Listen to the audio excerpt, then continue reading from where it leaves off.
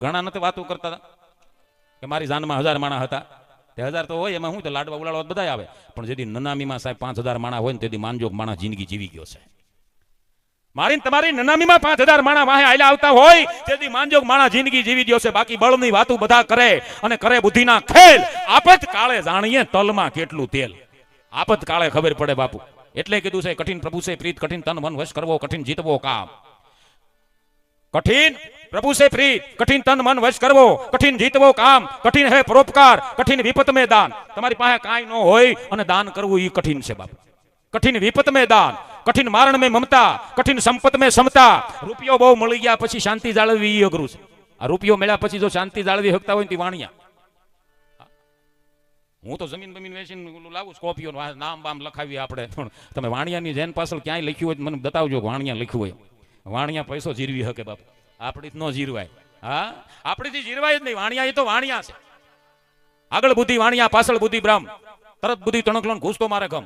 રાજકોટમાં એક શેઠ સાયકલ લઈને નીકળ્યા, તે હોન્ડાવાળાને ભટકાણાથી હોન્ડાવાળો વકીલેલા ભાઈ. ભટકાણા તો હોન્ડાવાળાનું તમને કહું લેંગો ફાટી ગયો, ગોઠણીથી શિરાઈ ગયો. તો વકીલે કીધું હું વકીલ છું. એ કે તો શું છે? જો કેવી બુદ્ધિ એની.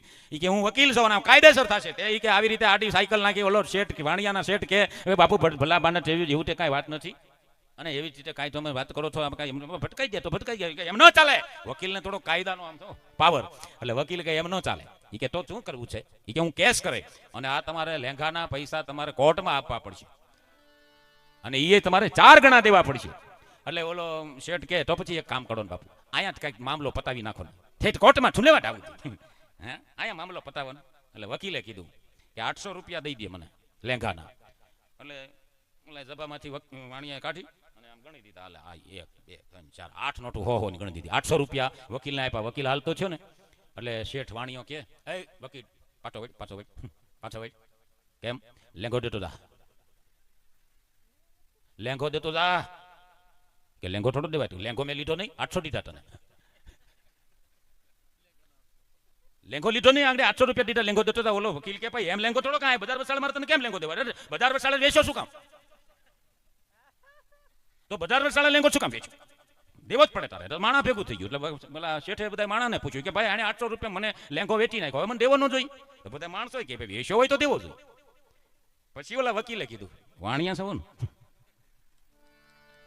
કે હા વાણિયો છે. તો કે હાલે 800 રૂપિયા પાછા. 800 રૂપિયા હાલે પાછા. ત્યારે વાણિયાએ કીધું મારે હવે એ લેંઘો 800 નથી વેચવો, 800 નથી વેચવો, મારે 1200 વેચવો. હવે હું કાયદેસર કરું. તમે નહીં માનો, બજાર વસાળે વકીલને પગે લગાડ્યો. બોલો, આગળ બુદ્ધિ વાણિયા, પાછળ બુદ્ધિ બ્રહ્મ. પણ વાત એ કરતો તો કઠિન મારણ में ममता, कठिन संपत में समता, कठिन दान रुमान है, अरे चारण सूरजमल यूं कहे, अति कठिन तो वचन निभावत है. वचन पाळવું ની અઘરું છે. તમે ધર્મી કોને કહો છો બાપુ? ધર્મી કોને કહેવાય? કે પોતે હિંમતવાન હોય. ધર્મી કોને કહેવાય? પોતે હિંમતવાન હોય, બીજાને હિંમત આપે. નકર કાયર હોય ને સુરવીર લડવા જતો હોય એને પાછો વાળે. હું તો કાયમ માટે કહું છું કે ખાવો તો ઘઉંનો ખાવો, ભલે એમાં ઝેર હોય. ખાવો તો ઘઉંનો ખાવો, ભલે એમાં ઝેર હોય. જાવું તો મધદરિયે જાવું, ભલે મોજાની લહેર હોય. અરે ભાઈબંધ કરવો ને તો ભાઈડાને કરવો, ભલે એની માથે આખા ગામનું વેર હોય. કાયરની હારે તો ભાઈબંધી ન કરાય. લડવા જતા હોય ને પાછા વાળે, એવા દાખલા. ધર્મી એને કહેવાય પોતે હિંમતવાન હોય, બીજાને હિંમત આપતો હોય અને પાછા ન પડતા. હું બેઠો છું મૂંઝાતા નહીં. આનાથી મોટો ધર્મી કોઈ ન હોય બાપુ. બાકી લેનારો લોભીને લાલસુ, દેનારો દાતાર જ હોય.